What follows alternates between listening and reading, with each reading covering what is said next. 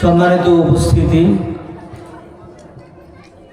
পূর্ব বাপ্তা চৌয়াখালী মোস্তফা তালুকদার হাফজিয়া মাদ্রাসার উদ্যোগে 19তম বার্ষিক তাফসিরুল কোরআন মাহফিলের আজ দ্বিতীয় দিনের প্রথম অধিবেশনে উপস্থিত আমার সামনে বসা বাবার বয়সী মুরব্বীরা, সমবয়সী যুবক ভাইয়েরা, স্নেহের ছোট কচিকাচারা, পর্দার আড়ালে অবস্থানরত সম্মানিতা আবেদা, জাহেদা, মুহতারিমা মা ও বোনেরা, আল্লাহ সুবহানাহু ওয়া তাআলা দরবারে লাখো কোটি শুকর, অসংখ্য অগণিত সুজুদ যে মহান রব্বুল ইজ্জত আজকের এই কোরআনের মাহফিলে, রহমতি বরকতি মজলিসে, জান্নাতের টুকরা বাগানে আল্লাহ পাক দুনিয়ার সকল ফিতনা ফাসাদ থেকে মুক্ত করে আল্লাহ তাআলা আমাদেরকে এই রহমতি বরকতি জান্নাতের টুকরা বাগানে আসার বসার তৌফিক দান করেছেন। এজন্য সকলে দিল খুলে, অন্তর খুলে, উচ্চ কণ্ঠে মহান আল্লাহকে সন্তুষ্টি করার লক্ষ্যে আকাশ বাতাস মুখরিত করে উচ্চ আওয়াজে সকলে পড়ি আলহামদুলিল্লাহ, মাশাআল্লাহ। যারা ছোট আছে তাদের আওয়াজ অনেক বেশি শোনা গেছে বড়দের চাইতে। আলহামদুলিল্লাহ যদিও সকলে পড়েন নাই, অনেকে চুপ করে বসে আছেন মুখ আটকিয়া, ভাবছে বললে কি লাভ, না বললে কি ক্ষতি।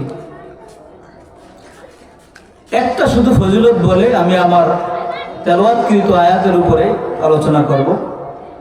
এই যে আলহামদুলিল্লাহ আমরা পড়লাম, এখানে বসে জিকির করলাম, আমাদের লাভ হয়েছে না লস হয়েছে বলেন তো?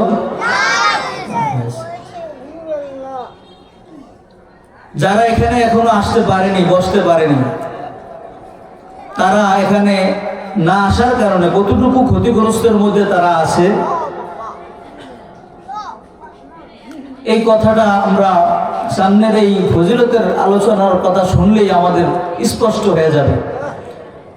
বিশ্ববিখ্যাত তাফসিরের একটা কিতাব আছে, তাফসিরের কিতাবের নাম হলো তাফসিরে কুরতুবী।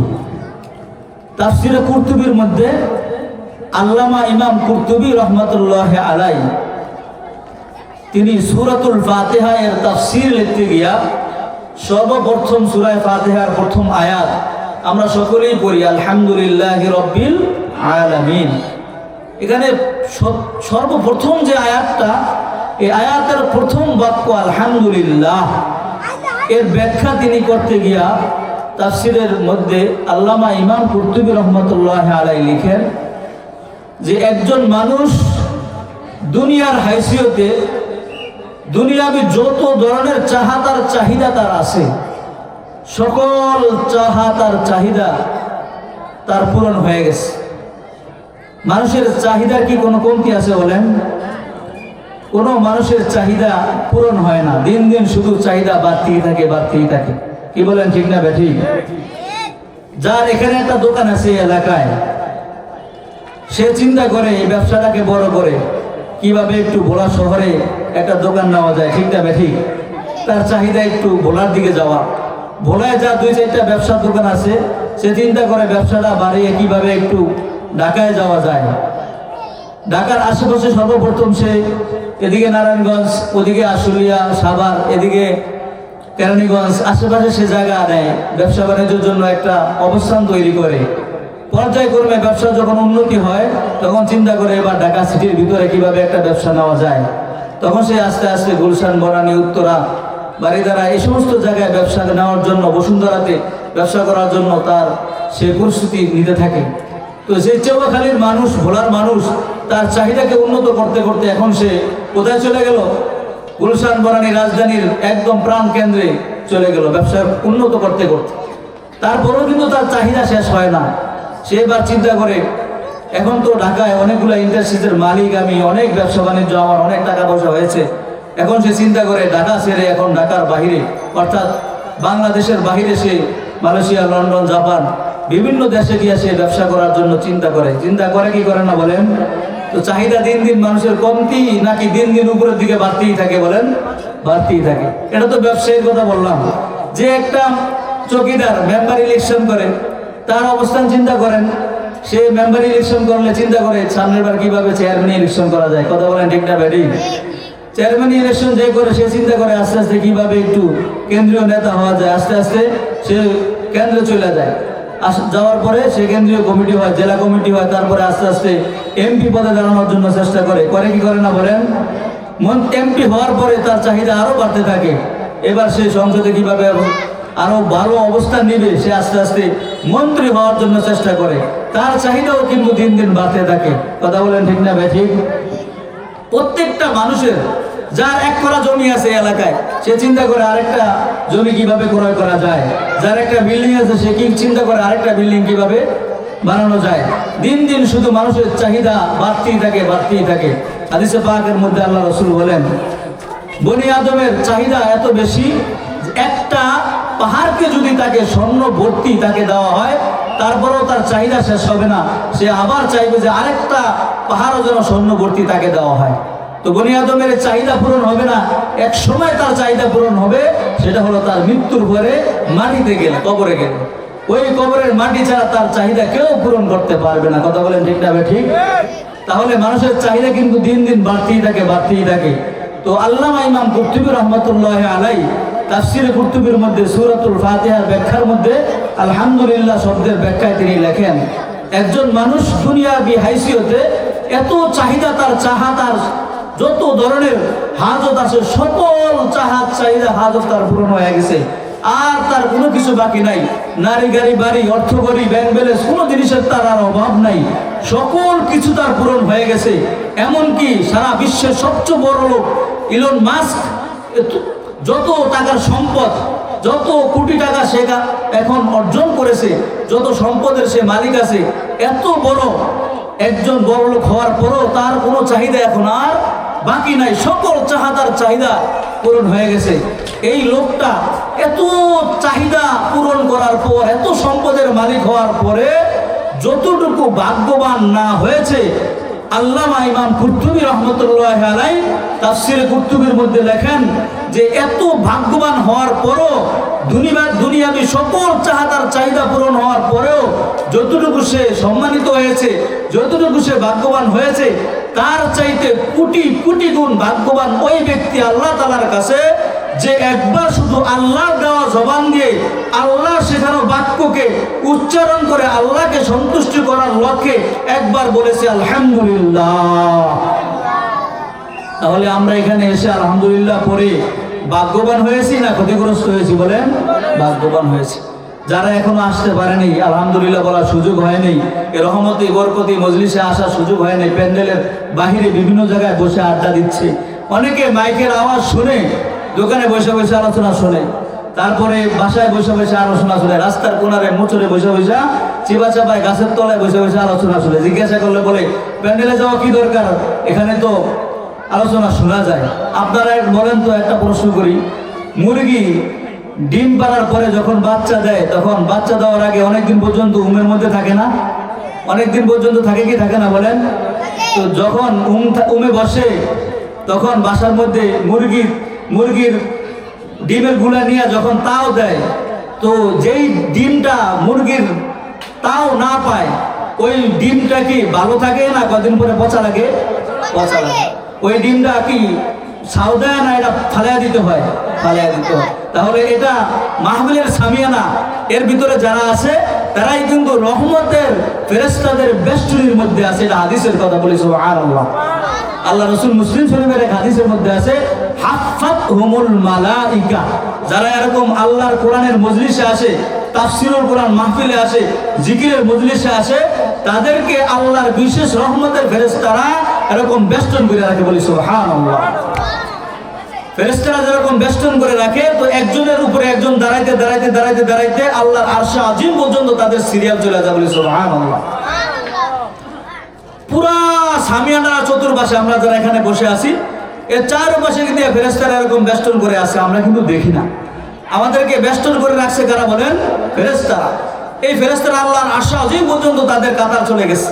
তো তারা বলতেছে আল্লাহ তাআলার কাছে ফরিয়াদ করতেছে, ইয়া আল্লাহ, অমুক জায়গায় পূর্ব বাপ্তা সেওয়াখালী মুস্তফা তালুকদার হাফিজিয়া মাদ্রাসার মাঠে কোরআনের তাফসির হয়।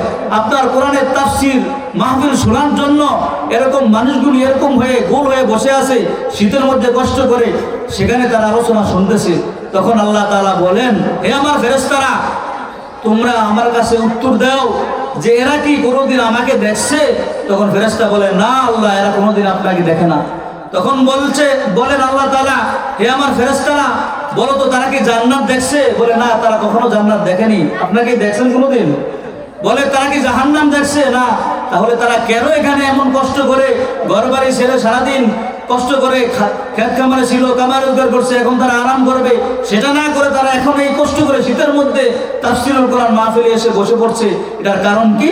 তখন ফেরেশতারা বলে, আল্লাহ, তারা চায় আপনাকে না দেখো আপনার কোরআনকে বিশ্বাস করে, তারা একমাত্র আপনার কোরআনের তাফসীর শুনে তারা আপনার রহমত পেতে চায় এবং তারা জাহান্নাম থেকে মুক্তি পায়া জান্নাতে যেতে চায়। তখন আল্লাহ তাআলা বলেন, তোমরা সাক্ষী, এ আমার ফেরেশতারা, এই যারা এখানে তাফসীরের মাহফিলের প্যান্ডেলে বসে আছে, তোমাদের এই বাউন্ডারির ভিতরে যারা বসে আছে, আমার ওয়াদা, তোমরা সাক্ষী, আমি এদের সবাইকে মাফ করে দিলাম। সুবহানাল্লাহ। তাহলে আপনারা যারা শ্রোতা এখানে বসে আছেন, সকলের জন্য সুসংবাদ না দুঃসংবাদ? এটা সুসংবাদ। যারা এখানে এখনো আসতে পারেনি, তারা কি সুসংবাদ প্রাপ্ত হইতে পারছে? আমরা বলবো মাইকের আওয়াজ যেখানেই পৌঁছে, আপনারা আসেন, এই সুসংবাদ গ্রহণ করেন, পরকালের জন্য এখান থেকে সামানা তৈরি করেন। এজন্য বাহিরে যারা আছেন তাদেরকে দাওয়াত দিব, আপনারাও সত্তর মাহফিলের প্যান্ডেলে এসে তাফসীর শুনুন। যারা তাফসীরে বসছেন, আপনারা এখন ছাত্র, তাফসীরের ছাত্র, কোরআনুল কারীমের তাফসীরের কি ছাত্র। কালকে হুজুর বললেন না, আপনারা হলেন এখন কোরআনের ছাত্র, আর যিনি তাফসীর করেন তিনি হলেন তাফসীর করনেওয়ালা ওস্তাদ। তিনি কি ওস্তাদ। ছাত্র যারা বসেন তাদের দুটা কাজ আছে এখানে। এখানে যারা বসেন তাদের কাজ কটা? দুটা। ভালো করে মুখস্থ করবেন সবক, যেহেতু ক্লাসে বসছেন। আর এটার নাম হলো তাফসীরুল কোরআন মাহফিল, ওয়াজ না। লেখা নাই যে ওয়াজ মাহফিল, ওয়াজ মাহফিল লেখা আছে তাহলে একদম কিচ্ছা কাহিনী চালিয়ে দিতাম, সুর টুর দিয়া চলতো। কিন্তু এখানে তাফসীর করতে হবে, না হলে কমিটির কাছে, আল্লাহর কাছেও ধরা খাবে। কারণ হলো তাফসীর লেখা, তাফসীরুল কোরআন, কোরআনের তাফসীর করতে হবে, কোরআনের ব্যাখ্যা করতে হবে। কোরআনের ব্যাখ্যায় যাবো ইনশাআল্লাহ। তার আগে বলে দেই, যেহেতু আপনারা তাফসীরের ছাত্র হয়ে এখানে বসছেন, আপনাদের দুটা কাজ করতে হবে। কয়টা কাজ? মুখস্থ করেন। এটা আমার কথা নয়, আল্লাহর কথাই। আল্লাহ তাআলা কোরআনুল কারীমে বলছেন, وَإِذَا قُرِئَ الْقُرْآنُ فَاسْتَمِعُوا لَهُ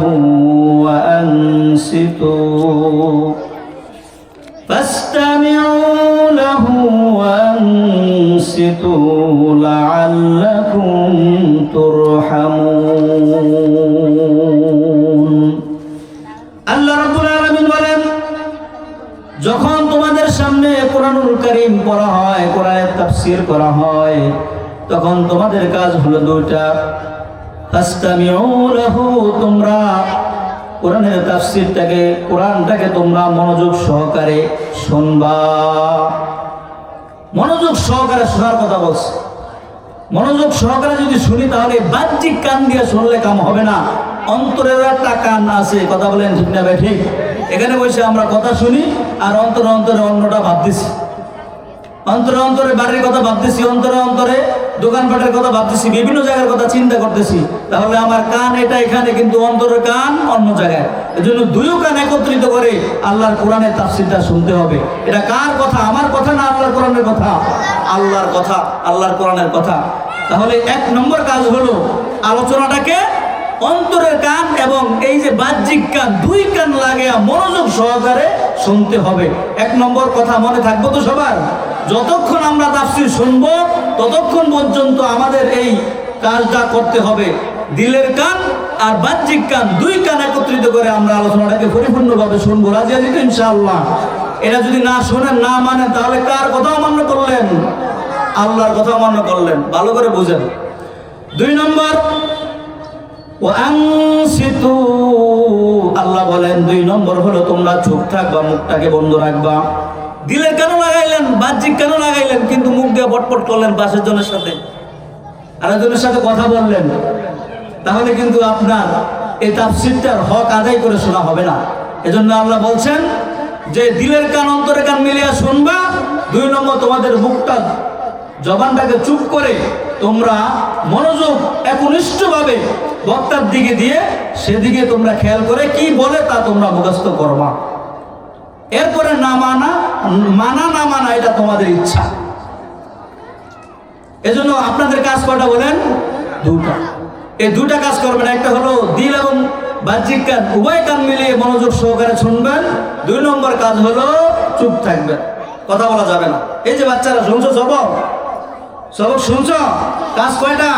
2টা। একটা হলো শুনতে হবে, আরেকটা হলো কথা বলা যাবে না, চুপ করে বসে থাকতে হবে।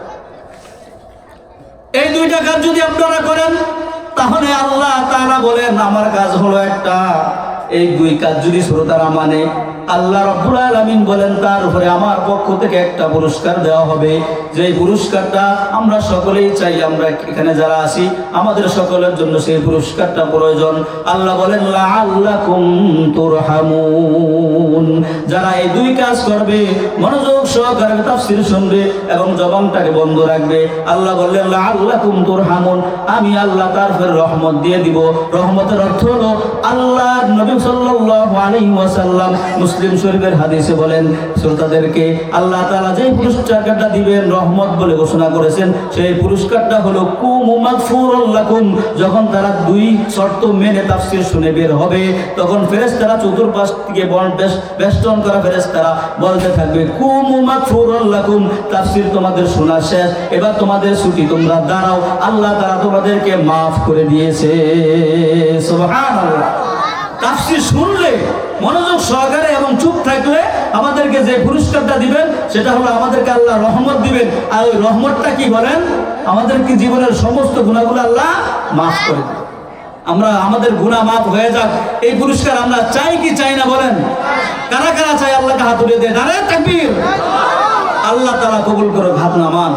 তাফসীর কিন্তু শুরু করি নাই, এটা হলো ভূমিকা। তাফসীর শুরু করলে ইনশাআল্লাহ কয়টা বাজে জানি না, আল্লাহই জানে, এখন শুরু করবো ইনশাআল্লাহ। আমি আপনাদের সামনে কোরআনুল কারীমের বিচ্ছিন্ন 3টা আয়াত তেলাওয়াত করেছি। বিষয়বস্তু হলো মৃত্যুর আলোচনা। এই দুনিয়ায় আমরা একদিন থাকবো না, এটাই তো সত্য কথা নাকি? বিষয় হলো কি? মৃত্যুর আলোচনা, মৃত্যুকে স্মরণ করা। মৃত্যু থেকে কেউ বাঁচতে পারবো না। আমরা একদিন এই দুনিয়ায় ছিলাম না, এখন আসি, কিছুদিন পরে আমরা এই দুনিয়া ছেড়ে চলে যেতেই হবে। সেটাকে একটু স্মরণ করানোর জন্য আল্লাহ তাআলা কোরআনের কয়েকটা আয়াত তেলাওয়াত করেছেন। ওই আয়াতগুলো আমি তেলাওয়াত করেছি। প্রথম যে আয়াতের থেকে কিছু অংশ তেলাওয়াত করেছি সেটা সূরাতুন নিসার 78 নম্বর আয়াত। আল্লাহ তাআলা বলেন, এবার তাফসীরে আমি ঢুকছি, মনোযোগ সহকারে শুনতে হবে, কথা বলা যাবে না, 2 শর্ত মানতে হবে। তাহলে কার কাছ থেকে পুরস্কার পাওয়া যাবে? আল্লাহর কাছ থেকে। আল্লাহ রাব্বুল আলামিন সূরাতুন নিসা 78 নম্বর আয়াতে ঘোষণা করেন আইনামা তাকুনু ইউদরিকুমুল মাউতু ওয়ালাউ কুনতুম ফি বুরুজিম মুশাইয়াদা। আল্লাহ সুবহানাহু ওয়া তাআলা বলেন, হে দুনিয়ার মানুষ, তোমরা যে যেখানে থাকো না কেন আমার এই কথাটাকে তোমরা ভালো করে শোনো, দিলের কান দিয়া শোনো। তোমরা এই পৃথিবীতে যে যেখানে অবস্থান করছো, তোমাদের কি একদিন সময় হলে মৃত্যু কিন্তু পাকড়াও করবে, কেউ তোমরা মৃত্যু থেকে বাঁচতে পারবা না।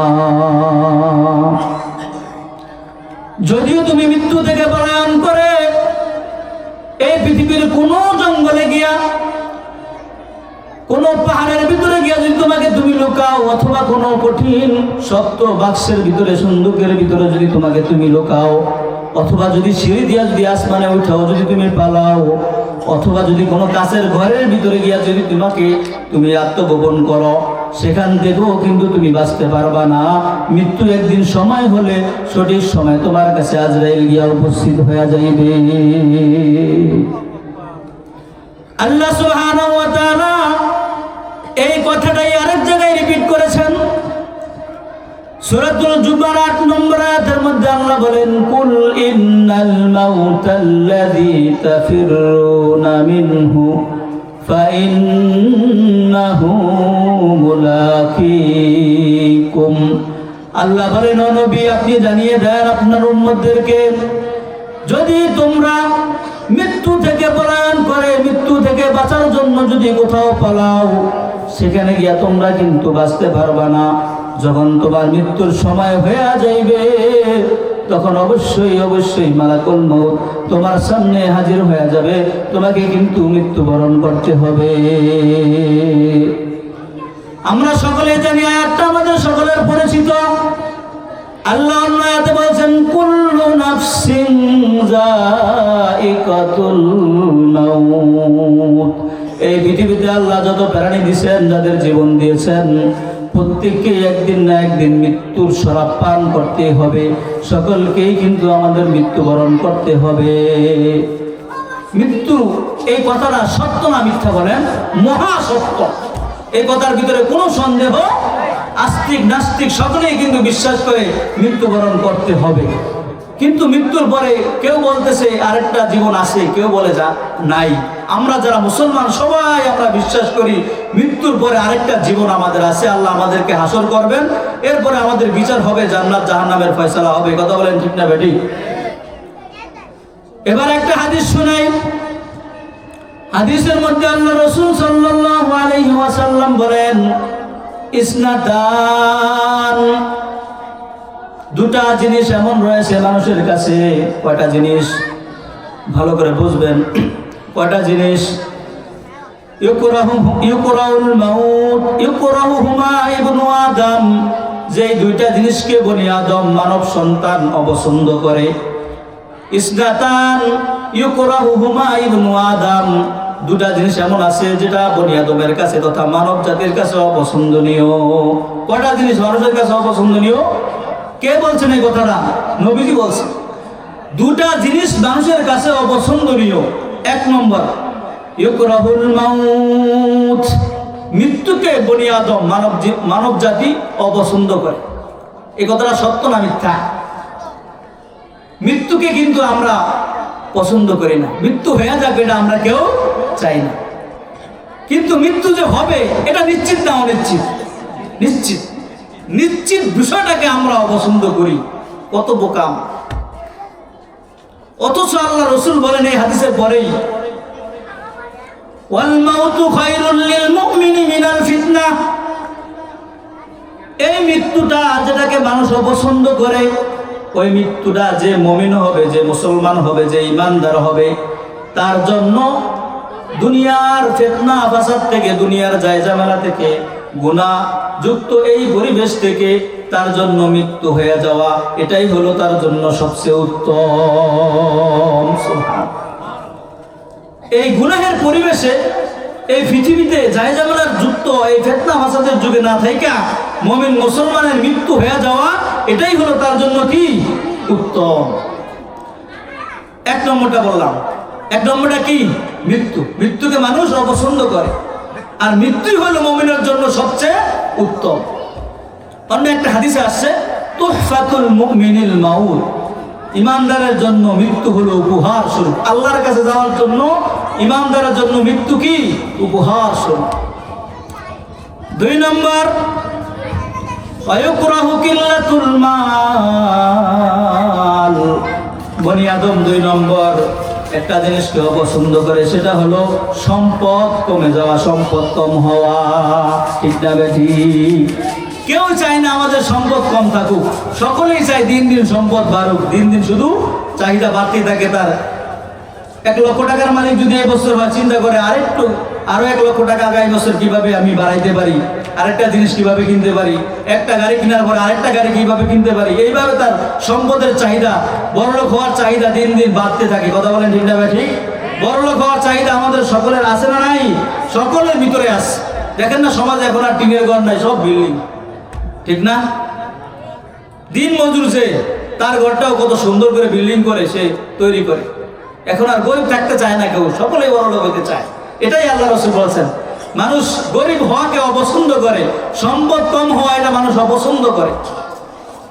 অথচ অকিল্লাতুল মাল আকাল্লু লিল হিসাব, এই হাদিসের শেষে আছে, সম্পদ যার কম হবে তার হিসাব কম হবে। বলি সুবহানাল্লাহ। কিয়ামতের ময়দানে সম্পদ যার বেশি হবে তাকে আল্লাহর আসামির কাঠগড়ায় দাঁড়িয়ে হিসাব দিয়া তারপরে যেতে হবে। সম্পদ যার কম হবে তার হিসাবও কম হবে, কারণ তার সম্পদ কম, হিসাব কম। যার সম্পদ বেশি তার হিসাবও বেশি। ফলে ওই ধনী ব্যক্তি থেকে গরিব ব্যক্তি 500 বছর আগে জান্নাতে চলে যাবে বলি সুবহানাল্লাহ। তিরমিজি শরীফের হাদিস, ইয়াদখুলুল ফুকারাউল জান্নাতা ক্বাবলা আল আগনিয়া বিখামসিমিয়াতি আম। আল্লাহ রাসূল বলেন, ধনী ব্যক্তি থেকে গরিব ব্যক্তি মুমিন মুসলমান যদি হয় তাহলে সে ধনী ব্যক্তি থেকে গরিব ব্যক্তি 500 বছর আগে আল্লাহর জান্নাতে প্রবেশ করবে বলি সুবহানাল্লাহ। আল্লাহ রাসূল কিন্তু গরিব হওয়ার জন্য দোয়া করছেন, গরিব থাকাকে তিনি ভালোবাসতেন।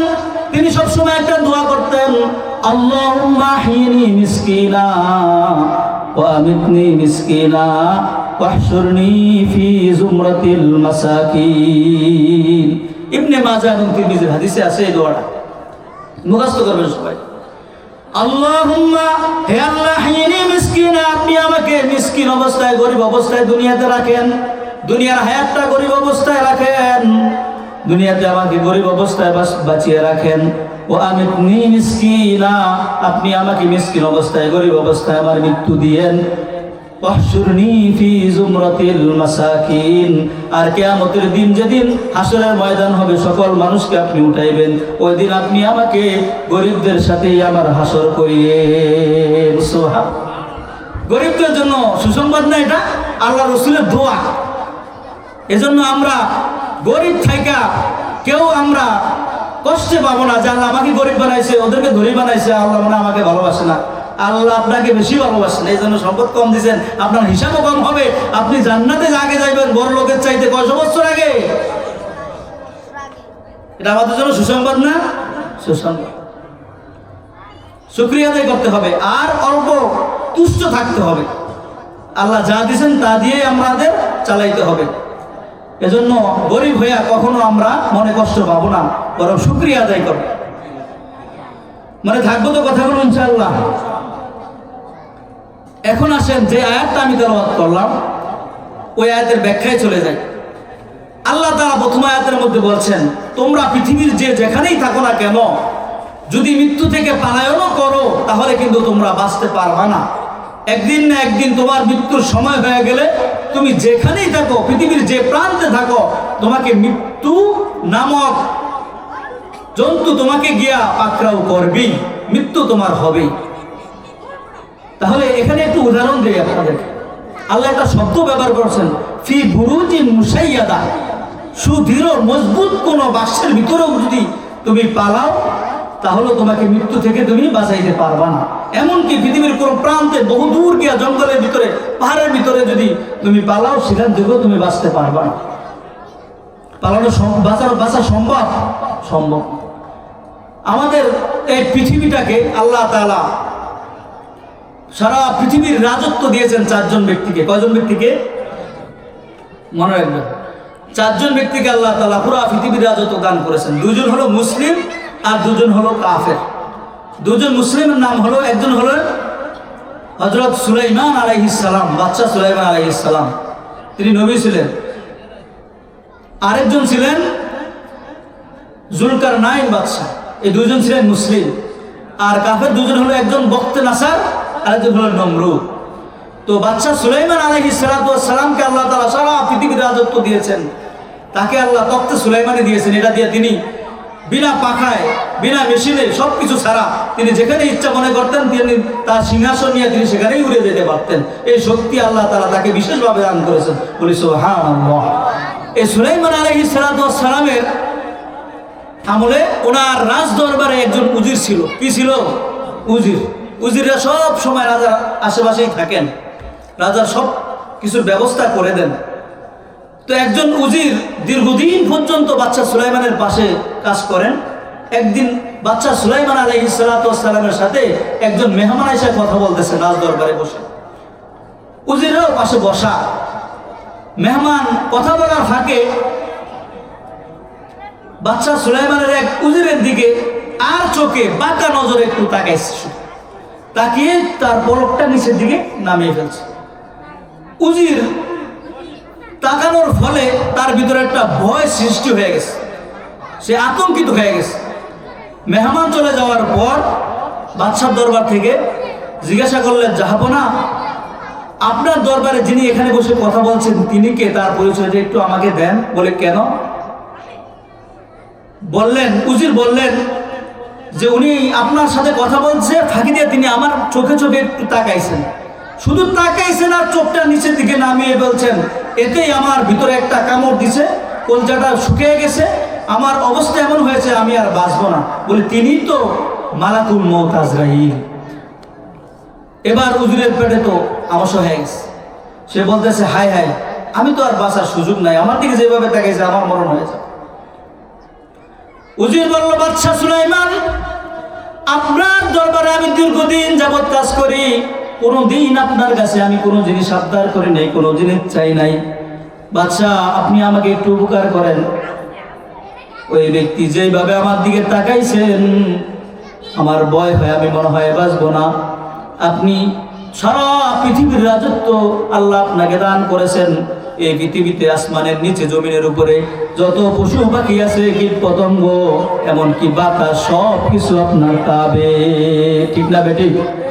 বাসুলাইমা দাদে মুলক সরওয়ারি, বাসুলাইমা দাদে মুলক সরওয়ারি, সুদমতি খতে মাস দেও অপরি, দাও পরিজিন ভূত পারত এবং এই দুনিয়া যত কীট পতঙ্গ আছে, বাতাস, সব কিছু হযরত সুলাইমানের তাবে ছিল।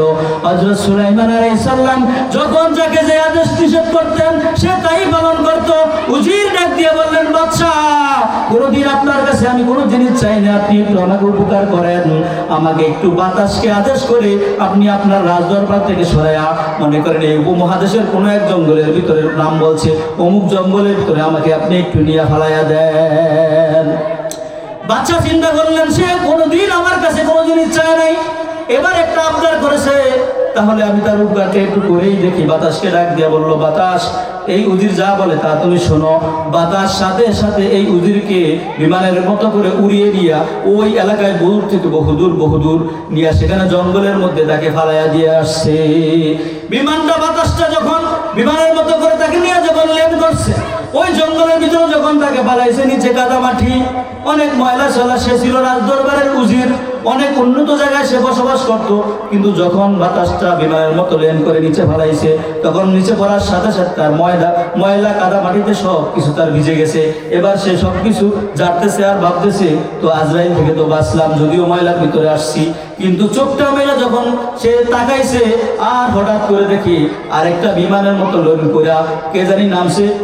সত্যিকারে যখন সে চোখটা মেলছে পরিপূর্ণভাবে, এবার দেখে তার সামনে ওই ব্যক্তি যে কিছুক্ষণ আগে বাদশা সুলাইমানের দরবারে মেহমান ছিল।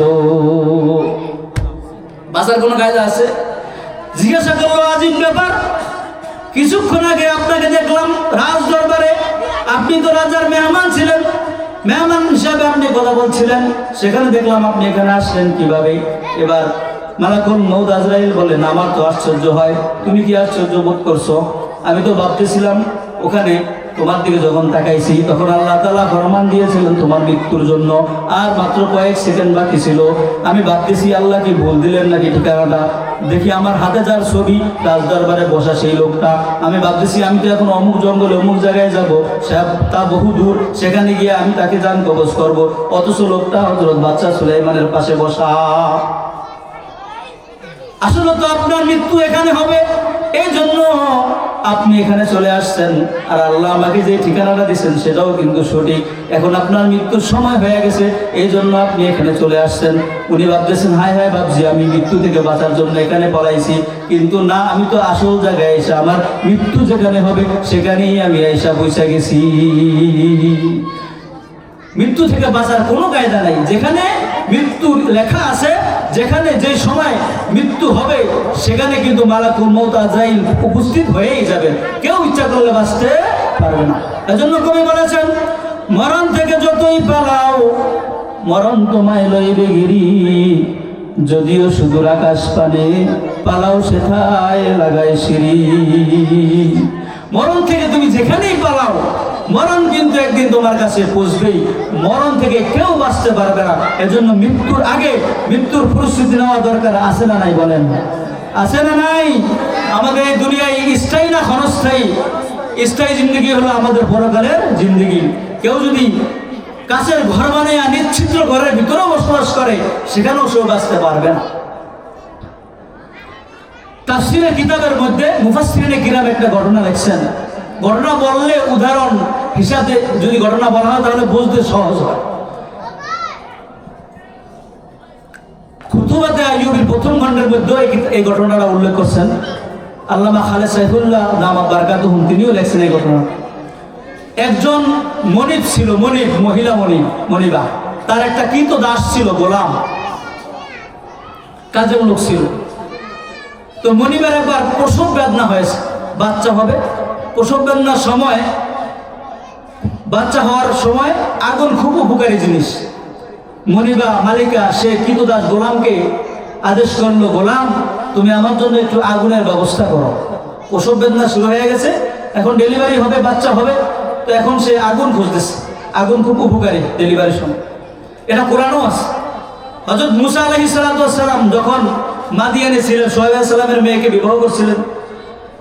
ওর একদিন থাকার পরে যখন তিনি নিজ দেশে আসবেন মিশরে, প্রতিমধ্যে তিনি তার স্ত্রী নিয়ে আসার সময় এক জায়গায় অবস্থান করছিলেন।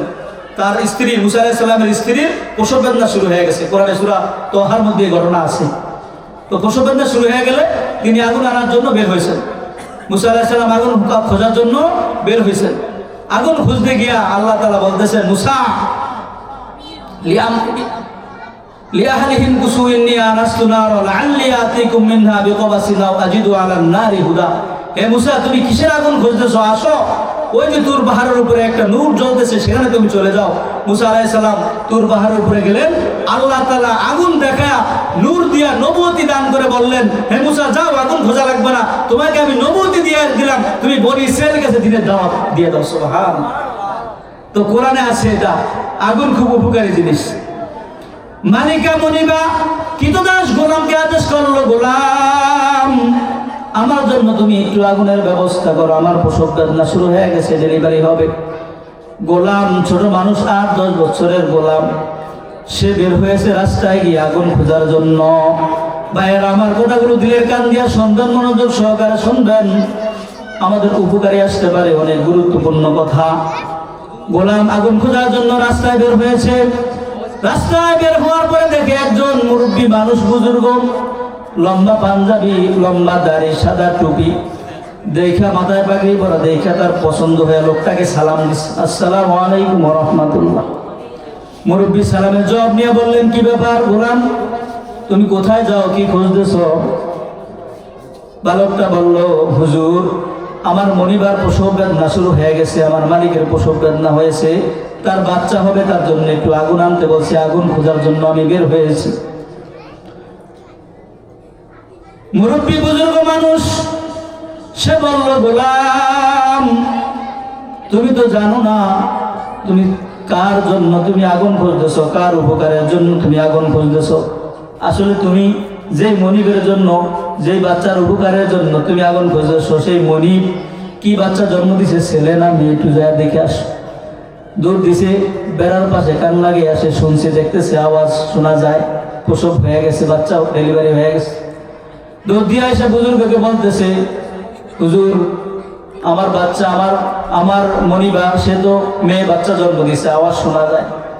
এবার বুজুর্গ লোকটা গোলামকে বলতেছে, বালককে বলতেছে, বালক তুমি যে বাচ্চাটার উপকারের জন্য আগুন খুঁজতেছ, তুমি তো জানো না এই বাচ্চাটা যখন বড় হবে, এই মেয়েটা যখন বড় হবে, যখন সে যুবতী হবে, তখন সে 100 পুরুষের সাথে জিনা করে 100 পুরুষের ইজ্জত নষ্ট করবে, 100 পুরুষের চরিত্র হরণ করবে। গোলাম চেতনাশীল একজন গোলাম ছিল, মুমিন ছিল, ঈমান ছিল তার ভিতরে, সে খারাপ কাজকে পছন্দ করতো না। সে ভাবলো এই লোকটা বুজুর্গের মতো দেখা যায়, চেহারাটা অনেক সুন্দর, লম্বা দাড়ি, সুন্দর টুপি, মাথায় পাগড়ি দেওয়া, দাড়ি লম্বা, দেখতে বুজুর্গের মতন দেখা যায়, কথাগুলা পছন্দ হয়েছে তার। অনেক সময় দেখবেন মানুষ কথা বললে বোঝা যায় লোকটা ভালো না খারাপ, ঠিক না বেটি? যারা ভালো মানুষ তাদের চেহারা দেখলে অনেক সময়, কথা বললে অনেক সময় বোঝা যায় লোকটা আসলেই সত্য কথা বলছে, ঠিক না বেটি? আর অনেক সময় চেহারায় কথায় প্রমাণ করে লোকটা বাটপার, ঠিক না? গাঁজাখোর, বিড়িখোর, চেহারা ভিতরে প্রমাণ করে, চোর, এরকম অনেক লোক আছে না, এরকম দেখলেই কথায় প্রমাণ করে, ঠিক না বেটি? ভালো লোককেও প্রমাণ করে, খারাপ লোকও প্রমাণ করে তার চেহারা এবং কথার মাধ্যমে, ঠিক না বেটি বলেন? লোকটা কথা যখন বলেছে বা লোকটা পছন্দ হয়েছে, সে বললো এই বুজুর্গ লোকটার কথা মিথ্যা হতে পারে না। সে দৌড় দিয়া ঘরের ভিতরে চলে গেছে, যায় দেখে ছোট বাচ্চাটা সবে মাত্র ভূমিষ্ঠ হয়েছে, সে কান্না করতেছে। বালকের কোমরের ভিতরে একটা ছুরি ছিল, কোমরটা থেকে ছুরিটা বের করে সাথে সাথে ওই শিশু বাচ্চাটা পেটের ভিতরে একটা ছুরি মেরে এরকম টান দিয়েছে, সাথে সাথে নাড়িগুড়ি সব বের হয়ে গেছে।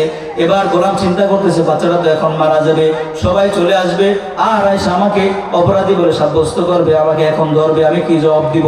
আমি যদি বলি রাস্তায় এক মুরব্বীর সাথে, এক বুজুর্গের সাথে দেখা হয়েছে, আর মুরব্বী এই কথা বলছে এই লোক, এই মেয়েটা বড় হওয়ার পরে 100 পুরুষের সাথে জিনা করবে, 100 পুরুষের চরিত্র হরণ করবে, আমার এই কথা হয়তো অনেকে বিশ্বাস করবে না। সে ঘর থেকে বের হইয়া দৌড়িয়া রাস্তায় চলে গেছে। রাস্তায় গিয়া দেখে মুরব্বী আর নাই, মুরব্বীও কোথায় যেন চলে গেছে। এবার বালক চিন্তা করতেছে কোথায় যাবে, এখানে তো দাঁড়িয়ে থাকলে আয়সা রাস্তায় তাকে পাকড়াও করবে নিজের জীবন বাঁচানোর জন্য। এবার সে ওই এলাকা ছেড়ে অন্য এলাকায় চলে গেছে। তাফসীরের কিতাবে আসছে হাঁটতে হাঁটতে হাঁটতে হাঁটতে ওই এলাকা ছেড়ে অনেক অনেক অনেক দূরে সে চলে গেছে। অনেক সময় দেখবেন ছোট বাচ্চারা অপরাধ করে বা এলাকার কোনো মানুষ অপরাধ করে, সে ওই অপরাধ থেকে বাঁচার জন্য, নিজেকে আত্মরক্ষা করার জন্য নিজ এলাকা ছেড়ে, নিজ দেশ ছেড়ে অন্যত্র চলে যায়। কথা বলেন ঠিক না বেঠি? অপরাধী যারা হয় তাদের ভিতরে চোরের মানে গুলি শুনিস একটা কথা আছে না, যখন দেখে যে এখন আর বাঁচতে পারবো না, তখন নিজের বাড়ি গাড়ি যা আছে, স্ত্রী সন্তান সব কিছু রাখা, এমনকি দলের ভোটারও যদি হয় পুরো দল রাখা নিজের জীবন বাঁচানোর জন্য নিজে চলে যায়। ঠিক না বেঠিক? জোরে বলেন। কোন দিকে আবার জি বলেন, পেঁচ লাগে আমার বিরুদ্ধে বলেন না। তো যুবক কি করছে, নিজে বাঁচার জন্য নিজ এলাকা ছাইরা অন্য এলাকা চলে গেছে। কিছু নাই তার সাথে, একটা বালক মানুষ, ছোট মানুষ, 8-10 বছরের বাচ্চা। ভালো করে শোনেন, যায়েন না, আলোচনা শুনেন, শুনলে দেখবেন অনেক মজা পাবেন, এর ভিতরে অনেক শিক্ষণীয় বিষয় আছে। বালক নিজ এলাকা ছেড়ে অন্য এলাকা চলে গেছে। এখন সে চিন্তা করতেছে আমার জীবন কিভাবে চলবে, এতদিন তো আমি একজনের গোলাম ছিলাম, তার সবকিছু আমি ভোগ করতাম, এখন আমি কি করব? এখন সে জিরো। এখন ওই এলাকায় গিয়ে সে কামাই রোজগার শুরু করছে, আস্তে আস্তে বিভিন্ন কাজ কাম করা শুরু করেছে। নিজের বাড়ি গাড়ির কোনো খোঁজ খবর আর নাই। নিজের জীবন বাঁচানোর জন্য সে অন্য এলাকায় গিয়া সে কামাই রোজগার করে দিন অতিবাহিত করতেছে। আর এদিক দিয়ে আল্লাহর কাজ আল্লাহ করে ওই মেয়েটা মৃত্যুবরণ করবে এমন অবস্থায় হয়ে গেছিল। কিন্তু মেয়ের মা মনিবা যে মালিকা ছিল, সে দেখতেছে আমার বাচ্চাকে তো মেরে ফেলার জন্য এই কাজটা করছে, সে এখন কোথায় যাবে? ছোট বাচ্চাকে নিয়ে, সে নিজেও তো অসুস্থ, এইমাত্র সে ডেলিভারি করেছে। এখন সে চিন্তা করলো কোথায় যাব, কোথায় আমি কি পাবো? সে নিজে নিজে ঘর থেকে একটা সুইয়ার সুতা নিয়ে ওই ছোট মেয়ে বাচ্চাটার পেটটাকে সুন্দর করে সেলাই করে দিছে। আল্লাহর রহমতে, আল্লাহর কুদরতে আল্লাহ তাআলা ওই মেয়েটাকে দিন দিন সুস্থ করে পরিপূর্ণ সুস্থ জীবন দান করে দিছে। হায়াত মওতের মালিককে বলেন। গোলাম চিন্তা করছে তাকে মেরে ফেলার জন্য, কিন্তু আল্লাহ তাকে মারে নাই, তার হায়াত রাখছে। এই হায়াত মওতের মালিককে বলেন আল্লাহ। শুধু হায়াত মওতের মালিক না, 5টা জিনিসকে আল্লাহ তাআলা কাউকে জানতে দেন নাই। এই 5 জিনিসের চাবি আল্লাহর হাতে, কোরআনে আছে। এটা কয় জিনিসের চাবি আল্লাহর হাতে? এটা আমি এখন বলবো না, যদি আপনারা শুনতে চান নামাজের পরে অবশ্যই এখানে বসবেন।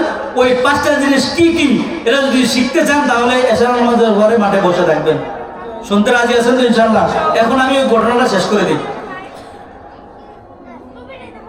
মনিবার বাচ্চাটা, শিশু নাবালক ছোট বাচ্চাটাকে যখন পেটটা সেলাই করে দিছে, সে দিন দিন সুস্থ হয়ে গেছে, আল্লাহর কুদরতে সে পরিপূর্ণ সুস্থ হয়ে গেছে। আর ওদিক দিয়ে গোলাম অন্য এলাকায় গিয়ে তার জীবনযাপন করতেছে। ভালো করে শুনবেন, আমার আয়াতের আলোচনার বিষয়বস্তু হলো মানুষ মৃত্যু থেকে বাঁচতে চাইলেও সে কিন্তু বাঁচতে পারে না। যেখানে গিয়ে সে নিজেকে পলায়ন করুক, সে কিন্তু বাঁচতে। এই আলোচনা থেকে আমি এখানে আসছি, ঘটনাটা আনছি। বালক সে অন্য এলাকায় গিয়ে নিজের জীবনযাপন করতেছে, আস্তে আস্তে উন্নত হইতেছে। অনেক সময় দেখবেন এই গ্রামের মানুষই কিছুই ছিল না, অন্য এলাকায় চলে গেছে, ঢাকা চিটাগাং চলে গেছে, কামাই রোজগার করতে করতে 10-12 বছর পরে এক যুগ পরে অনেক টাকা পয়সা নিয়ে সে বাড়িতে এসে বিল্ডিং করে ফেলাইছে। এরকম আসরা নাই? জিরো থেকে হিরো হয়ে যায়, ঠিক না? জিরো থেকে কি হয়ে যায়? হিরো হয়ে যায়। ওই বালক আস্তে আস্তে জিরো ছিল, টাকা পয়সা কামাই করতে করতে হিরো হয়ে গেছে। এখন সে এক যুগ পরে বাড়িতে চিঠি লিখতেছে, টাকা পয়সা পাঠাইতেছে বাপ মার কাছে, আত্মীয় স্বজনের কাছে, চাচাদের কাছে টাকা পয়সা পাঠায়া বাড়িতে চিঠি লিখতেছে, বাবার কাছে মার কাছে চিঠি লিখতেছে যে আমি বাড়িতে টাকা পাঠাই, আপনারা আমার জন্য সুন্দর একটা বাড়ি করেন, এলাকার সবচেয়ে সুন্দর একটা বাড়ি করবেন, বিশাল একটা রাজপ্রাসাদ তৈরি করবেন, সুন্দর করে বাড়িটা তৈরি করার পরে আমাকে জানাইবেন। বালক দীর্ঘদিন হয়ে গেছে, এক যুগের বেশি হয়ে গেছে। যখন 25 বছর 26 বছর বয়স হয়ে গেছে, তখন বাবা মা তার টাকা দিয়া বিশাল করে এক রাজপ্রাসাদ দৃষ্টিনন্দন বাড়ি তৈরি করছে। খুব সুন্দর করে তৈরি করার পরে চিঠি লেখা পাঠাইছে, বাবা তোমার বাড়ি তৈরি করা শেষ, রাজপ্রাসাদ তুমি চেয়েছো, সেটা আমরা সুন্দর করে তৈরি করেছি। এবার বালক বাবা মার কাছে চিঠি লিখছে, আমার জন্য আপনারা সুন্দরী রূপসী একটা মেয়ে দেখেন, যেটা আমার এই রাজপ্রাসাদের সাথে মানানসই হয়। আমার টাকা পয়সার কোনো অভাব নাই, আপনারা যত সুন্দরী হয় আমার জন্য সুন্দর একটা মেয়ে দেখেন, আমি আয়েশা বিবাহ করব। বড় হয়ে গেছে, বাবা মা চিন্তা করলো কত তো ঠিক, এখন তো সন্তান বিয়ে করার উপযুক্ত, সব কিছু তার হয়ে গেছে, এখন বিয়েটাই শুধু বাকি।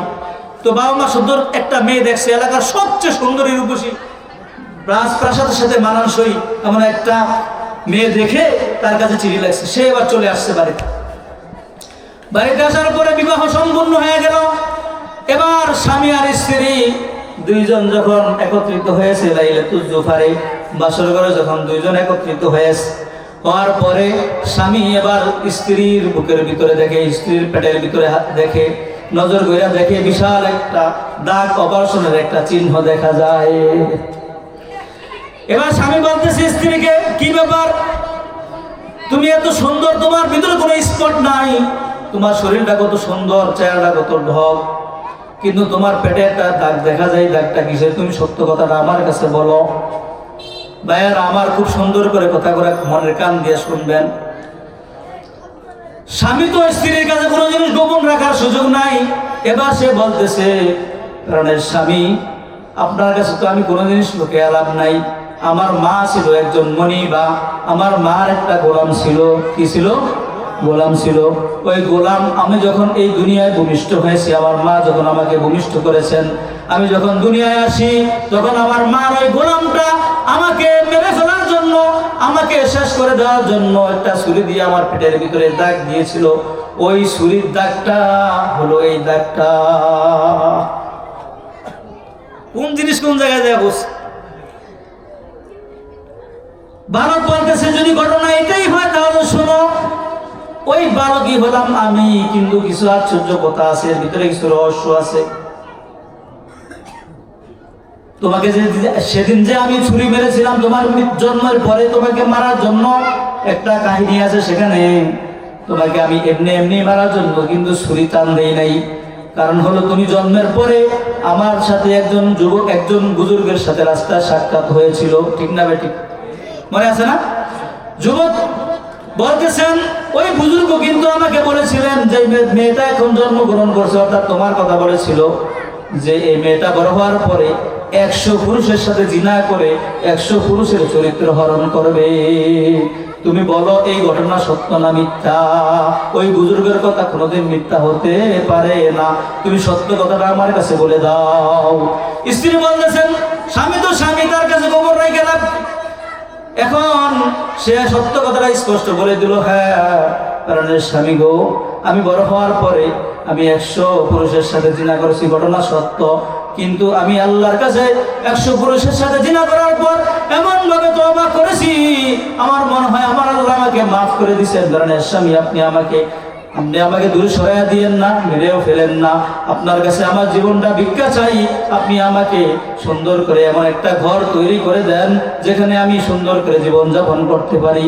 যুবক বলতেছেন, রহস্য পর্যন্তই শেষ নয়, আরেকটু বাকি আছে। ওই মুরব্বী বুজুর্গ আমাকে আরেকটা কথা বলেছিলেন যে 100 পুরুষের সাথে জিনা করার পর সে তার মৃত্যুটা হবে এমন অবস্থায় একটা মাকড়সার কারণে তার মৃত্যু হয়ে যাইবে। কিসের কারণে? মাকড়সার কারণে। এবার স্ত্রী বলতেছেন স্বামী, তাহলে আপনি এই বিশাল রাজপ্রাসাদের উপরে একটা কাছের ঘর তৈরি করেন, সুন্দর করে একটা কাছের ঘর, নিশ্চিত একটা ঘর তৈরি করে আমি আর আপনি সেখানে থাকি, সেখানে আর মাকড়সা ঢুকতে পারবে না। কি থেকে বাঁচতে চাইছে? মাকড়সা থেকে বাঁচতে। স্বামী চিন্তা করলে এত সুন্দরী রূপসী, এত টক, এত ভালো একটা মেয়ে আমার ঘরে আসছে, তাকে নিয়ে আমার জীবন যাপন করতে হবে। এজন্য সে সুন্দর করে রাজপ্রাসাদের উপরে অনেক টাকা পয়সা, যেহেতু তার টাকা পয়সার অভাব নাই, অনেক টাকা পয়সা দিয়ে সে একটা নিচ্ছিদ্র কাছের ঘর তৈরি করে নিছে। স্বামী স্ত্রী বসবাসের জন্য নিচ্ছিদ্র একটা পিপিলিকা পর্যন্ত ঢোকার সুযোগ নাই, একটা বাতাস কোনোভাবে ঢোকার তার ভিতরে সুযোগ নাই, এমন নিচ্ছিদ্র একটা ঘর তৈরি করে স্বামী স্ত্রী ওই রাজপ্রাসাদের ছাদের উপরে ঘর বানিয়ে তার মধ্যে বসবাস করতে শুরু করছে। কিছুদিন বসবাস করার পরে হঠাৎ স্বামী স্ত্রী দুইজন একসাথে শুয়ে আছে। এমন সময় স্বামী দেখতেছে কাছের ঘরের ভিতরে ছাদের উপরে একটা মাকড়সা দেখা যায়। কি দেখা যায়? মাকড়সা দেখা যায়। স্ত্রীকে ডাক দিয়ে বলতেছে, ওই দেখো স্ত্রী, তোমাকে যে বলছিলাম, ওই যে মুজুরকে বলেছিলেন মাকড়সার কারণে তোমার মৃত্যু হবে, ওই যে মাকড়সা দেখা যায়, দেখো মাকড়সা এখানে হাঁটতেছে। স্ত্রী লাফ দিয়ে উঠা, যুবতী মানুষ, শরীরে শক্তি বেশি, লাফ দিয়ে উঠে বলতেছে, কি এই মাকড়সার কারণে আমার মৃত্যু হবে? জাটাটা নিয়েই সাথে সাথে দিছে বাড়ি, গেছে পয়রা, এটা ঝাড়ু দিয়ে ফিরাইতে ফিরাইতে ফিরাইতে ফিরাইতে এটার অবস্থা একদম শেষ। এমন মারা মারছে, এটার অস্তিত্ব খুঁজে পাওয়া যায় না। সর্বশেষ কি করছে? তোর কারণে আমার মৃত্যু হবে, দিছে পাও দিয়ে এক ঘষা, ঘষার সাথে হয়ে গেছে কান, পায়ের ভিতরে ঢুকে গেছে একটা হুম। এই হুমের কারণে তার ভিতরে বিষ ঢুকে গেছে। এই বিষের যন্ত্রণায় শেষ পর্যন্ত পাও ফুইলা, শরীর ফুইলা, এই বিষের আক্রমণ করে এই স্ত্রীর মৃত্যু হয়ে গেছে। মৃত্যু থেকে কেউ বাঁচতে পারে না। আজরাইল কোথায় চলে আসছে? কাছের ঘরের ভিতরেও চলে আসছে। কার রূপ ধারণ করে? মাকড়সার রূপ ধারণ। তাহলে কেউই মৃত্যু থেকে বাঁচার জন্য শত চেষ্টা করলেও তার দ্বারা বাঁচা সম্ভব নয়। তাহলে বলেন, আমরা কেউ এই দুনিয়াতে থাকতে পারবো? কোনোভাবেই থাকতে পারবো না। মৃত্যু একদিন না একদিন আমাদের সবাইকে পাকড়াও করবে, কি করবে না বলেন? করবে। তাহলে আমরা মৃত্যু থেকে কেউ যেহেতু বাঁচতে পারবো না, মৃত্যুর আগে মৃত্যুর সামানা তৈরি করতে হবে, কি হবে না বলেন? অনেকে বলে মৃত্যুই তো শেষ, তারপর আর জিন্দগি কিসের? না, তুমি বলেন, मौत को समझा है गाफिल इख्तितामे जिंदगी, दर हकीकत मौत तेरे इब्तिदाए जिंदगी, दर हकीकत मौत तेरे इब्तिदाए जिंदगी। এই দুনিয়ার জীবনই আমাদের শেষ জীবন নয়, মৃত্যুর পরে আমাদের জীবন শুরু। আসল জিন্দগি হলো মৃত্যুর পরের জিন্দগি। ওই জিন্দগির জন্য আমরা এই দুনিয়ায় এসে কি তৈরি করে নিলাম, সেটাই হলো আসল বিষয়। আসেন, মৃত্যুর পরে মৃত্যুর কবরের জন্য আমাদেরকে যেতে হবে, কবরে থাকতে হবে। ওই কবরে কিছু সামান আমরা দুনিয়ায় তৈরি করে নেই। কবরের সামান যদি আমাদেরকে তৈরি করে নিতে হয়, তাহলে আমাদেরকে এখন যে কথাটা বলবো এটা অনেক গুরুত্ব দিয়ে শুনতে হবে এবং মানতে হবে। রাজি আছেন তো ইনশাআল্লাহ? কবরের সামানা আমাদেরকে তৈরি করতে হবে। কবরের সামানা কি কি সেগুলো এখন শুনবেন। কবর প্রতিদিন আমাদের সকলকে 5টা ডাক দেয়। কটা ডাক দেয়? 5টা ডাক। কবরের সামানা বলতেছি, যারা এখানে নাই তারা তো গ্রহণ করতে পারবে না। এই সামানা কোথায় পাবে? দোকানে কি এই সামানা বিক্রি হয়? না, এগুলো এখানে বিক্রি হয়। আসেন, নেন। প্রতিদিন আমার আপনার কবর আমাকে আপনাকে কয়বার ডাক দেয়? 5 বার ডাক দিয়া বলেন। 1 নম্বর ডাক দিয়া বলেন, আনা বাইতুল ওয়াহদা, এ আমার কবরবাসী, আমার আপনার সকলের জন্য একটা কবর নির্ধারণ করা আছে না নাই বলেন? ওই কবরটা আমাকে ডাক দিয়া বলতেছে, আপনাকে ডাক দিয়া বলতেছে, না না বাইতুল ওয়াহদা, ও আমার কবরবাসী, আমি হলাম একাকিত্বের ঘর, আমি হলাম একাকিত্বের ঘর, আমার সাথে একা থাকা যায় না, তুমি একজন সঙ্গী নিয়ে আইসো। কি নিয়ে আইসো? সঙ্গী। কবরের সঙ্গী নিয়ে যাইতে বলছে। কবর ডাক দিয়ে বলতেছে, কবরের সঙ্গী কি হবে? কবরের সঙ্গী হলো কোরআন। কবরের সঙ্গী কি? যে কোরআন শোনার জন্য আপনারা আমরা এখানে একত্রিত হয়েছি, যে কোরআনের জন্য এই লক্ষ লক্ষ টাকা খরচ করে আজকের এই আয়োজন, সেই কোরআন হবে আমার আপনার কবরের সাথী। বলি সুবহানাল্লাহ। এই কবর আমাদের কবরের সাথী কি বলেন? কোরআন। কাদের জন্য কোরআন সাথী হবে? কবরে যে কোরআন সাথী হবে, অন্য একটা হাদিসও আছে, ইযা উযিয়াল মাইয়িতু ফি কবরিহি জাল কুরআনু ইনদা রাসিহি, আস-সালাতু আন ইয়ামিনিহি ওয়াস-সিয়ামু আন শিমালিহি, আস-সাদাকাতু ইনদা রিজলাইহি। যখন মুমিন মুসলমান মৃত্যুবরণ করে ওই মাইয়িতটাকে যখন কবরের ভিতরে রাখা হয় তখন তার মাথার কাছে কবর গিয়া সাথী হইয়া তার সঙ্গ হইয়া তার সাথী হইয়া তাকে সঙ্গ দিতে থাকে, বলি সুবহানাল্লাহ। যদি লোকটা নামাজি হয় তার পাশে গিয়া তাকে সঙ্গ দিতে থাকে, যদি লোকটা রোজাদার হয় তার বাম পাশে গিয়া তার সাথী হয়ে যায়, তাকে সঙ্গ দিতে থাকে। আর যদি দান সদকা করনেওয়ালা হয় লোকটা, তার নেক আমলগুলা তার পায়ের কাছে গিয়া তাকে সঙ্গী হয়ে থাকে আর বলতে থাকে তোমার কোনো ভয় নাই, আমরা তোমার সাথী। তাহলে কোরআন হবে আমাদের কবরের সাথী, কবরে একাকিত্বের ঘর। ওই একাকিত্বের ঘরকে সঙ্গী বানানোর জন্য কাকে নিয়ে যাইতে হবে?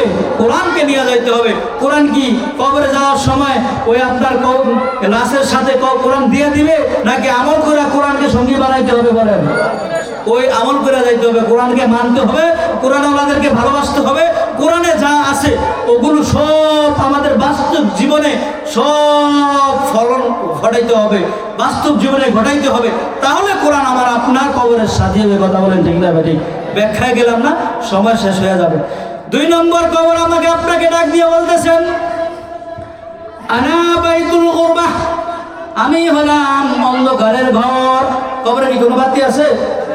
কবর হলো অন্ধকারের ঘর। আনা বাইতুল গুরবা অথবা আনা বাইতুল জুলমা, আমি হলাম অন্ধকারের ঘর।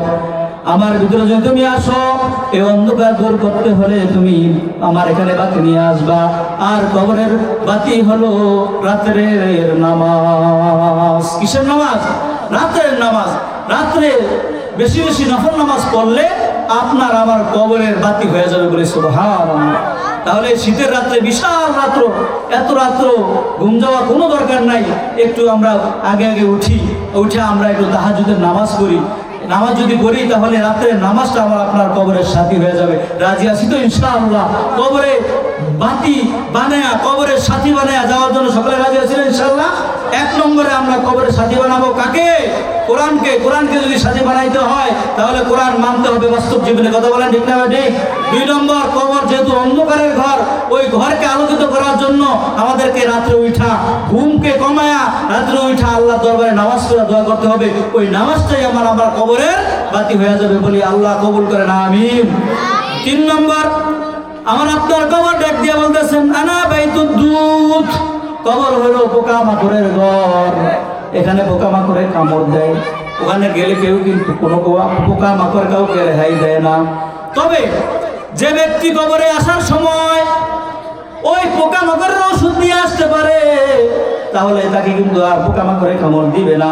দুনিয়ায় কিন্তু এমন অনেক ওষুধ আছে, যদি আপনি গাছে ওঠেন, বাগানে যান অথবা ক্ষেতের ভিতরে যান, বর্ষাকালে গাছ কাটতে যারা যায় এক প্রকারের ওষুধ লাগাইয়া যায়, মেডিসিন লাগাইয়া যায়, চাইলে কিন্তু আর তাকে কোনো পোকামাকড় কোনো চোখে কামড় দেয় না, আছে না? নাই।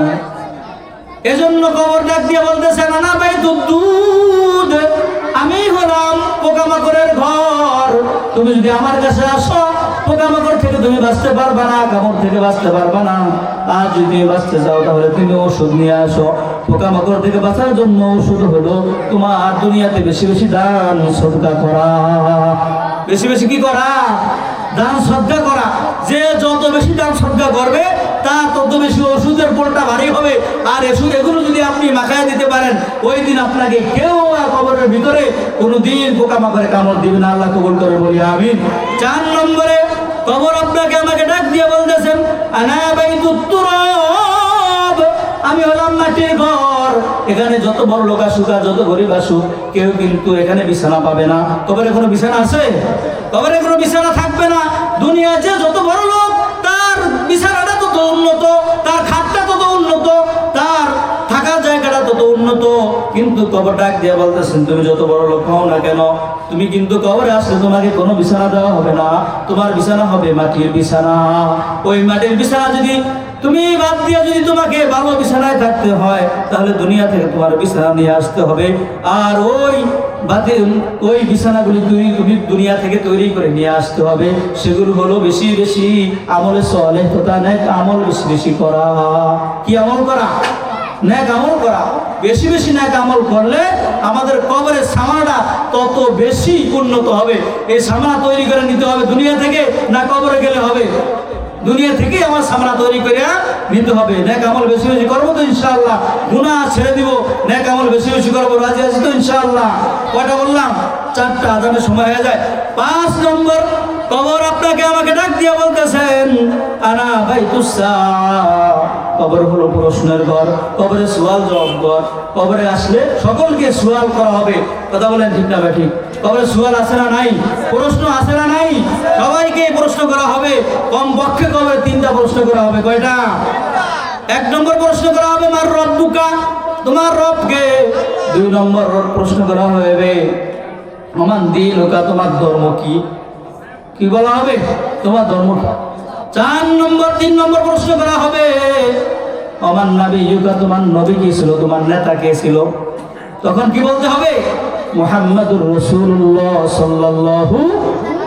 যদি বলেন ওই দিন আমার নেতা ছিল অমুক দলের অমুক প্রধান, ডান্ডার বারিশ লগে জাহান্নামের তলদেশে নিয়ে হারাই, উপায় থাকবে ওই দিন? ফেরেশতাদের বাড়ি যে খাইছে বলছে কি মজা। নেতা বানাইতে হবে কাকে বলেন? কাকে বানাইতে হবে? আমাদের নবীকে। এজন্য সকলে আমরা বুঝে শুনে দুনিয়ার জিন্দগি যাপন করব। কোন দলে আমরা থাকব? আমাদের যেই দলে আমাদের ধর্ম আছে ওই দলে আমরা থাকব। আমাদের ধর্মের নাম কি? আমাদের ধর্মের নাম কি? আল্লাহ তাআলা কোরআনে বলছেন ইন্নাদ দীন ইনদাল্লাহিল ইসলাম। আল্লাহর কাছে দুনিয়াতে যত ধর্ম আছে সকল ধর্মবাদ একমাত্র মনোনীত ধর্ম হলো আল্লাহর কাছে ইসলাম।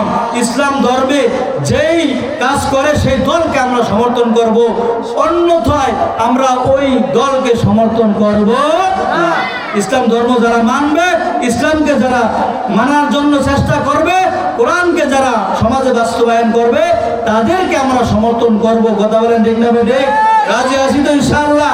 না হলে প্রশ্ন করলে ওই দিন আর উপায় থাকবে না। কবরে কমপক্ষে কটা প্রশ্ন করা হবে? 3টা প্রশ্ন করা হবে। ওই প্রশ্নগুলো জবাব যদি না দিতে পারেন তাহলে কিন্তু আপনার উপায় নাই। এজন্য কবরের প্রশ্নের জবাব এই দুনিয়াতেই ঠিক করে নিতে হবে। কবরের প্রশ্নের জবাব কিভাবে আপনি ঠিক করবেন? হুজুর, কবরের প্রশ্নের জবাব কেমনে দিব? বেশি বেশি কালিমা পড়বেন, বেশি বেশি জিকির করবেন, তাহলে আপনার কবরের সওয়াল জবাব সহজ হয়ে যাবে। বলি সুবহানাল্লাহ। এজন্য দুনিয়া থেকে যেহেতু চলেই যেতে হবে, কেউ এই দুনিয়া থাকতে পারবো না। দুনিয়ার জিন্দেগিটা সুন্দর করা দরকার আছে না নাই? বলেন, দরকার আছে না নাই? হায়াতুকা আনফাসুন তাউদ্দু ফাকুল্লামা মাদা নাফসুন মিনহা ইনকাদাত বিহি জুজআ। কবি বলেন দুনিয়ার হায়াতটা মাত্র কয়েকটা শ্বাস প্রশ্বাসের নাম। যখন তুমি একটা শ্বাস ফালাও, একটা শ্বাস উঠাও, তোমার মূল্যবান হায়াত থেকে একটা মুহূর্ত চলে যাইতেছে। যখন তোমার শ্বাস প্রশ্বাসগুলি এভাবে শেষ হয়ে যায়, তোমার জীবনটাও কিন্তু আস্তে আস্তে শেষ হয়ে যায়। যেহেতু আমরা থাকবোই না, আমাদের জিন্দেগিটা এমনভাবে তৈরি করা দরকার যাতে আমার মরণের সময় সারা দুনিয়া আমার জন্য কাঁদে। যেমন কিছুদিন আগে ওসমান হাদি শহীদ হয়ে গেছিল, কিছুদিন আগে আমাদের দেশের জন্য, এই দেশের উপকারের জন্য, ইসলাম ভিত্তিক রাষ্ট্র কায়েম করার জন্য তিনি যেভাবে একটা অবস্থা তৈরি করেছেন, তার মৃত্যু, তাকে গুলি করে অন্যায়ভাবে যারা শহীদ করে দিয়েছে, আল্লাহ যেন তাদের বিচার করে দেন। এদের বিচার হওয়া দরকার আছে না নাই? আর যিনি শহীদ হয়েছেন ওসমান হাদি, তাকে জন্য আল্লাহ জান্নাতুল ফেরদাউসের উচ্চ মাকাম দান করেন। এই যে উনি মৃত্যুবরণ করছেন, আপনারা দেখছেন কিনা সোশ্যাল মিডিয়ায় সহ পত্র পত্রিকায় সকল জায়গায় ছড়িয়ে গেছে। সারা দেশের সবচেয়ে পাওয়ারফুল লোকগুলো তার জানাজায় অংশগ্রহণ করছেন। এখন আমরা যারা এখানে দূর থেকে যারা যাইতে পারি নাই, অন্তত তাদের এই ভিডিওটা দেখে আমাদের চোখ থেকে অজরে কান্না, চোখের পানি চলে আসছে তার জন্য। তার মৃত্যুটা এমন আমাদেরকে কাঁদাইছে। তো এরকম যারা নেককার হবে তার মৃত্যুটাও ভালো হবে। এজন্য কবি বলছেন আনতাল্লাযী ওয়ালাদাতকা উম্মুকা বাকিয়ান ওয়ান্নাসু হাওলাকা ইয়াযহাকুনা মাসরুরা। আনতাল্লাযী ওয়ালাদাতকা উম্মুকা বাকিয়ান ওয়ান্নাসু হাওলাকা ইয়াযহাকুনা মাসরুরা। ফাজহাদ লিনাফসিকা ইয ইয়াকুনু বাকিয়ান في يوم موتك ضاحكا ومسرورا في يوم موتك ضاحكا ومسرورا। কবি বলেন যখন তুমি একা এসেছিলে ভবে, কেঁদেছিলে তুমি একা, হেসেছিল সবে। এমন জীবন তুমি করো হে গঠন, মরণে হাসিবে তুমি কাঁদিবে ভুবন, মরণে হাসিবে তুমি কাঁদিবে ভুবন। আল্লাহ তাআলা আমাদের সকলকে এমন একটা জিন্দেগি দান করুন, আমরা আমাদের সকলের কবরের জন্য সামানা তৈরি করে এই দুনিয়া থেকে প্রস্তুত হয়ে কবরের সামানা নিয়ে কবরে যাওয়ার তৌফিক দান করেন, সকলে বলি আমিন। আল্লাহ তাআলা যা বললাম, আপনারা যারা যা শুনলেন, বলনেওয়ালা শুনলেওয়ালা সকলকে মানার তৌফিক দান করেন।